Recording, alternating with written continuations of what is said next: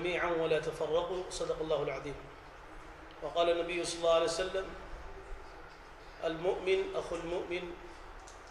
المسلم أخو المسلم او كما قال عليه الصلاة والسلام۔ محترم دوستو عزیزو، ہمارے یہاں آج کے بیٹھنے کا مقصد السلام ورحمۃ اللہ غرض و غایت بستی کے اندر ہمارے جو آپس کے اختلافی نزاعی مسائل ہو رہے ہیں، جس کی وجہ سے باہمی صلح فریقین میں نہ ہونے کی وجہ سے دست و گریباں ہو جا رہے، لڑائی جھگڑے، حتیٰ کہ نوبت قتل و غارت گیری تک آ رہی۔ تو اس سلسلے میں پورے بستی کے غیور بافکر باشعور حضرات نے اپنے طور پہ اس بات کا اقدام کیا کہ بھئی ہمارے ان مسائل کے اندر صلح کی کیفیت اور ثالث کی حیثیت سے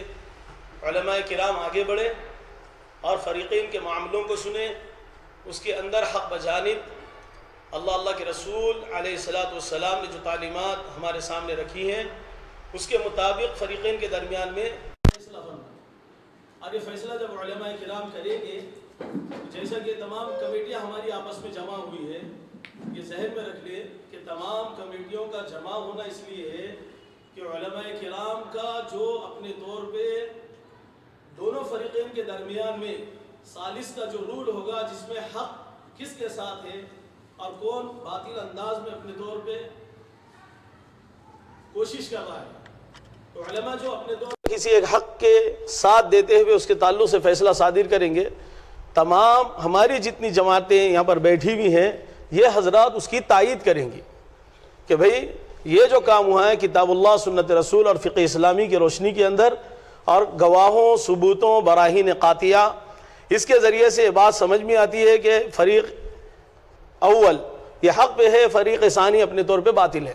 لہذا اس بنا پر علماء تمام کے تمام اپنے طور پہ مقدمات کی سماعت کرنے کے بعد یہ فیصلے کو صادر کر رہے ہیں۔ لہذا یہ صادر ہونا علماء کا اپنے طور پہ ذاتی اختیار ہوگا، علماء پہ کسی کی یعنی جیسے بارکس ویلفیئر ہے، سبیل خیر ہے، بیت المال ہے، یا اپنے طور پہ کوئی بھی اور کمیٹی جتنے ہمارے بیٹھے ہوئے ہیں، ان کا کسی کا زور زبردستی نہیں ہوں گی،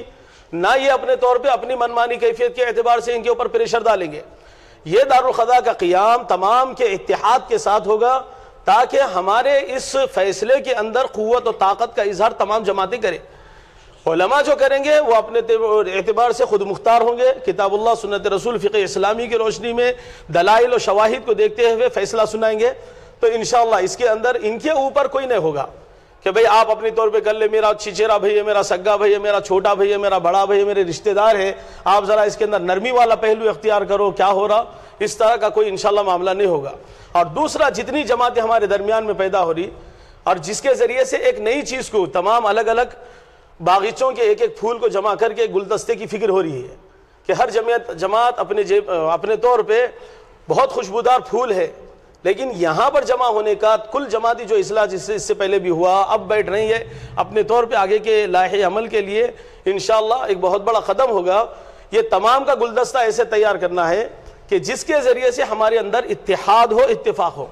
سب سے پہلی چیز کہ ہم تمام جماعتی آپس کے اندر ایک دوسرے کے اندر ایثار کو لے کے چلے،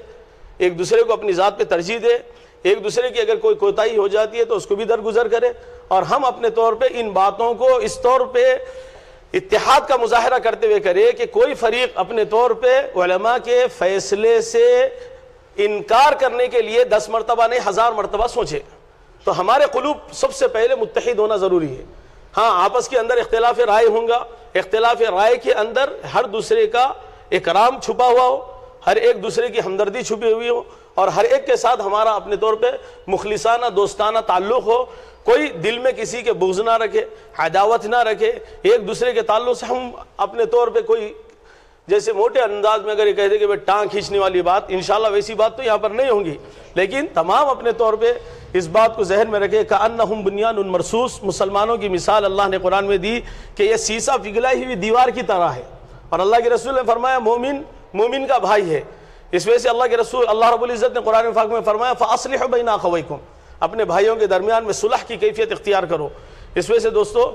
اللہ کے رسول علیہ السلام کے فرمودات کے مطابق، اللہ رب العزت کے ارشاد کے مطابق ہم کو یہ مثال دینا ہے المؤمن کالجسد الواحد، کہ مومن جسد واحد کی طرح ہے۔ کسی اور کے گھر میں قتل ہوا تو وہ صرف نہ پریشان ہو، کسی اور کی اپنے طور پہ زمین کا مسئلہ ہو گیا کسی نے کسی کے قرض کو دبا دیا، کسی نے کسی کے اوپر ظلم کر دیا، تو وہ فرد بشر اپنے طور پہ وہی اس چیز کے اندر کرب و استراح کے اندر ہے، پریشانی میں ہے. ایسے نہیں کہ ہم تمام کو اس کی تکلیف کا احساس ہو. اللہ کے رسول نے فرمایا ٹھوکر پیر کو لگی، جسد الواحد کی مثال علماء نے دی. اللہ کے رسول نے فرمایا کہ مومن ایک جسم ہے، ٹھوکر لگی پیر کو لیکن دل بھی مجروح ہے، دماغ بھی مجروح ہے، جسم کا ہر عضو مجروح ہے. ہر ایک جنا اپنی اس تکلیف کو احساس کرتا. تو انشاءاللہ یہ بارکس کا وہ نمونی اور اشتہار کیا بولتے ہیں اپنے تاریخی اقدام ہے. انشاءاللہ یہ سنہرے الفاظ سے آنے والے وقت کے اندر لکھا بھی جائے گا. ہاں، لوگوں کے لیے ہمت افزائی ہوں گی، ہماری آنے والی نسل کے لیے ایک بہت بڑا خیر وجود میں آ رہا. اللہ ہم تمام کے بیٹھنے کو قبول فرمائے. تو خلاصتاً 2 لفظ بول کے بات ختم یہی کرنا ہے کہ یہ علماء کرام اپنے طور پہ جو بیٹھ کے فیصلہ کریں گے حق بجانب ہوتے ہوئے قال اللہ قال رسول کے مطابق ہوگا. ان کے اوپر کوئی اور اپنے طور پہ کوئی زور زبردستی نہیں کر سکتا. اور تمام جماعتیں جو اپنے طور پہ ہے، تمام جماعتیں مل کے ایک نئی جماعت کا وجود لا رہے.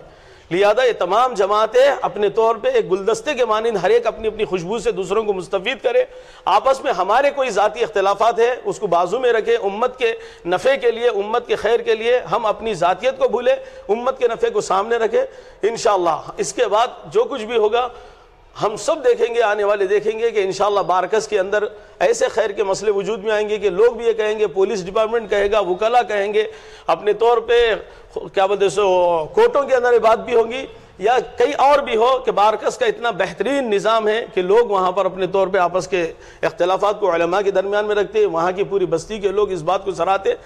لہذا یہ ہمارے لیے ہمارے علاقوں میں بھی ہونا چاہیے. اللہ رب العزت ہم تمام کو اس اتحاد فکر کے لیے، اجتماع قلب کے لیے قبول و منظور فرمائے. اللہ ہمارے اس اقدام عمل کو قبول و منظور فرمائے. اللہ اس کے آنے والے مسائل کو بہت آسان فرمائے. وآخر دعوانا الحمدللہ رب العالمین.